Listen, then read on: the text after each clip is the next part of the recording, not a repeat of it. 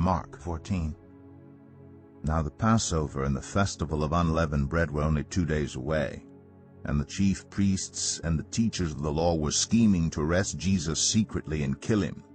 But not during the festival, they said, or the people may riot. While he was in Bethany, reclining at the table in the home of Simon the leper, a woman came with an alabaster jar of very expensive perfume made of pure nard. She broke the jar and poured the perfume on his head. Some of those present were saying indignantly to one another, "Why this waste of perfume? It could have been sold for more than a year's wages and the money given to the poor." And they rebuked her harshly. "Leave her alone," said Jesus. "Why are you bothering her? She has done a beautiful thing to me. The poor you will always have with you, and you can help them any time you want, but you will not always have me. She did what she could. She poured perfume on my body beforehand to prepare for my burial. Truly, I tell you, wherever the gospel is preached throughout the world, what she has done will also be told in memory of her." Then Judas Iscariot, one of the 12, went to the chief priests to betray Jesus to them. They were delighted to hear this and promised to give him money. So he watched for an opportunity to hand him over. On the first day of the festival of unleavened bread, when it was customary to sacrifice the Passover lamb, Jesus' disciples asked him, "Where do you want us to go and make preparations for you to eat the Passover?" So he sent 2 of his disciples, telling them, "Go into the city, and a man carrying a jar of water will meet you. Follow him. Say to the owner of the house he enters, 'The teacher asks, where is my guest room where I may eat the Passover with my disciples?' He will show you a large room upstairs, furnished and ready. Make preparations for us there."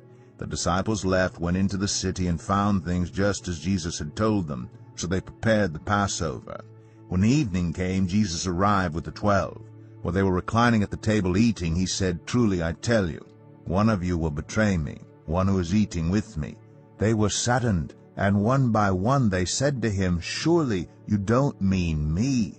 "It is one of the 12, he replied, "one who dips bread into the bowl with me. The Son of Man will go just as it is written about him, but woe to that man who betrays the Son of Man. It would be better for him if he had not been born." While they were eating, Jesus took bread, and when he had given thanks, he broke it and gave it to his disciples, saying, "Take it, this is my body." Then he took a cup, and when he had given thanks, he gave it to them, and they all drank from it. "This is my blood of the covenant, which is poured out for many," he said to them. "Truly, I tell you, I will not drink again from the fruit of the vine until that day when I drink it new in the kingdom of God." When they had sung a hymn, they went out to the Mount of Olives. "You will all fall away," Jesus told them, "for it is written, 'I will strike the shepherd, and the sheep will be scattered.' But after I have risen, I will go ahead of you into Galilee." Peter declared, "Even if all fall away, I will not." "Truly I tell you," Jesus answered, "today, yes, tonight, before the rooster crows twice, you yourself will disown me 3 times. But Peter insisted emphatically, "Even if I have to die with you, I will never disown you." And all the others said the same. They went to a place called Gethsemane, and Jesus said to his disciples, "Sit here while I pray."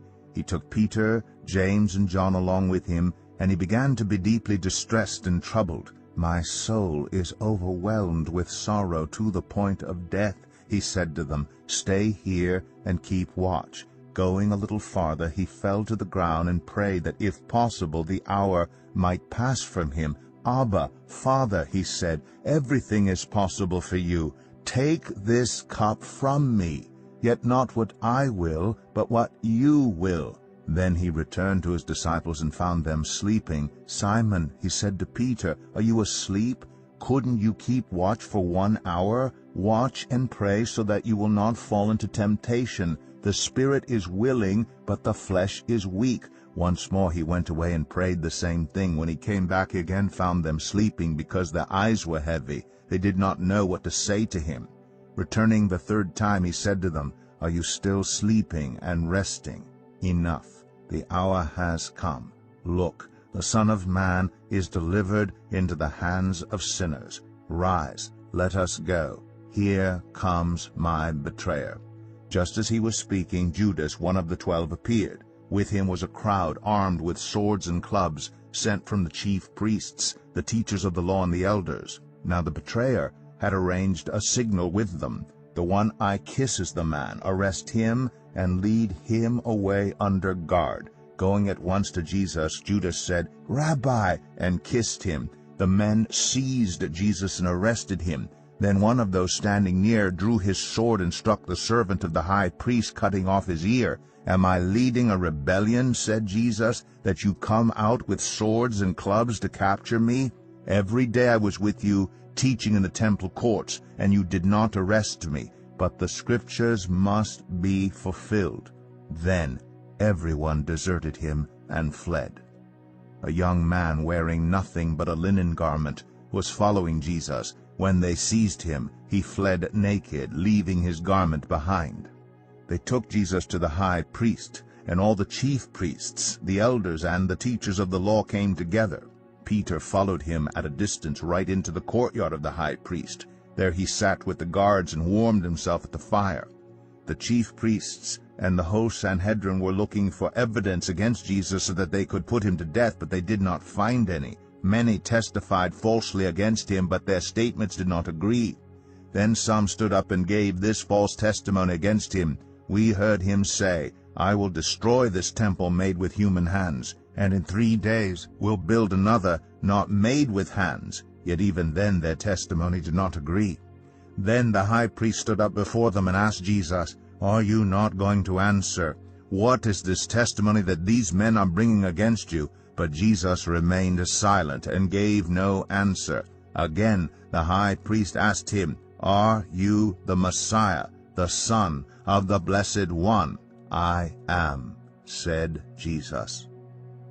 "And you will see the Son of Man sitting at the right hand of the Mighty One and coming on the clouds of heaven."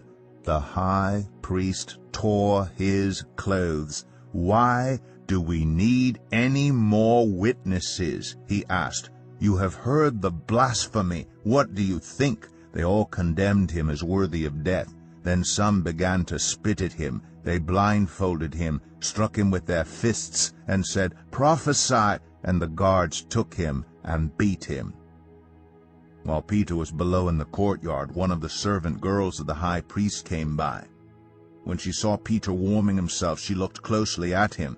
"You also were with that Nazarene Jesus," she said, but he denied it. "I don't know or understand what you're talking about," he said, and went out into the entryway.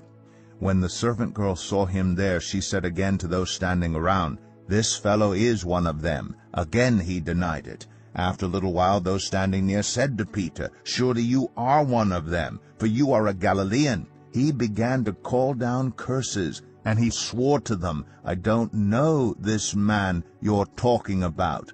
Immediately the rooster crowed the second time.